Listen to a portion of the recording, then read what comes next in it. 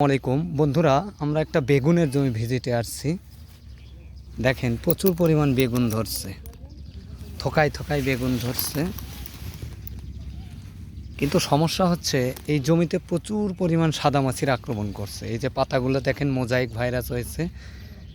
এই যে পাতার উল্টা পৃষ্ঠে দেখতে পাচ্ছেন সাদামাছি, হোয়াইট ফ্লাই। এই পোকাটা রস চুষে খেয়ে গাছটাকে হলুদ করে ফেলে, মোজাইক ভাইরাসটা আক্রমণ করে।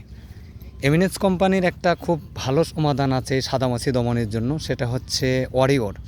প্রতি লিটার পানিতে 1 মিলি হারে মিশিয়ে স্প্রে করতে পারেন। আরেকটা সমাধান আছে সালভো, এটাও আপনারা স্প্রে করতে পারেন। নিয়মিত স্প্রে করলে সাদামাছি যদি দমন করতে পারেন তাহলে বেগুন ফসল থেকে আপনারা সমাধান পাবেন।